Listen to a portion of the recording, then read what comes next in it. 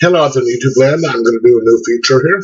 I'm going to do a review or a ranking of my favorite Star Trek movies. I'll do like a different type of ranking of different types of movies. It doesn't necessarily have to be a specific franchise like Star Trek or Star Wars. It could be my favorite, like vampire or werewolf ones. But today I'm going to be doing my favorite Star Trek movies. So, starting off with Star Trek 2, and this is going to be the director's cut. That is by far the best Star Trek, and I'm talking the original 6 here, not the Next Generation ones or the three reboots. This will be the original 6. So Star Trek 2, the director's cut, just because that has more scenes in it, more explanations and stuff, is like who the kid that Scotty was all upset about was, which is his nephew. That movie there pretty much saved the franchise. If that movie hadn't been as good as it was after the motionless picture came out, I think Star Trek would have been dead. And Nicholas Meyer did such a great job with that. Ricardo Montalban just did well. He was so fantastic. And the weird thing about that is I hadn't seen Space Seed before I'd seen that movie. I saw it when it first came out. And I didn't know who Khan was, or who his wife that he was talking about was. And after seeing the TV series about a year later, it made a lot more sense. But I still loved that movie. Okay, so number 2 would be Star Trek 6, The Undiscovered Country, which again is a Nicholas Meyer movie. And fun little fact there, The Undiscovered Country was one of the titles, the original titles, for Star Trek 2. But they obviously went with the Wrath of Khan instead. This movie was made as a fitting send-off for the original crew, because the original send-off for them, from what I understand, Star Trek 5, was such an abysmal movie. So they went and did this one instead, and that was a fantastic send-off for the original crew. I mean, Nicholas Meyer did another fantastic job. And the interesting thing was they wanted the Vulcan in there to be Saavik. But Kim Cattrall did not want to be the third person to play Saavik. Percy Allen being the first, Robin Curtis being the second in 3 and 4. So they made her Valeris. And this was just... There are days when 2 and 6 switch with me as to number 1 and 2. But for the most part, 2 is the best, and 6 is a very close second.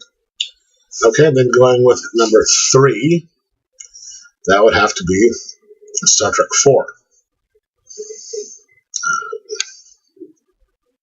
That was a pretty good movie. It was the weakest of the Nicholas Meyer movies. And one of the reasons I liked it so much is I went and saw it with my aunt, and she's just, one of my favorite aunts. And that was her favorite Star Trek movie, and she was always quoting Scotty in that movie. Admiral, there'll be whales here. And that was more of a fun romp, more like the original series, like a TV series thing. Which, if you're gonna make a movie like this series, it'd be more like Star Trek 4 as opposed to Insurrection, which we won't get into that right now. Okay, and then to 3. The fourth favorite would be number 3. Now, I liked that movie. It's not as bad as everyone says it was. There were some really good scenes to it. The Enterprise breaking free of the space dock, the small battle between the Bird of Prey and the Enterprise, and then the fight at the end.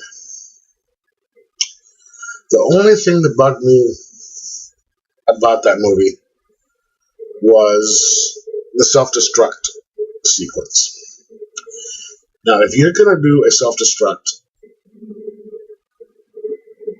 I'm not 100% positive that you're going to do a self-destruct.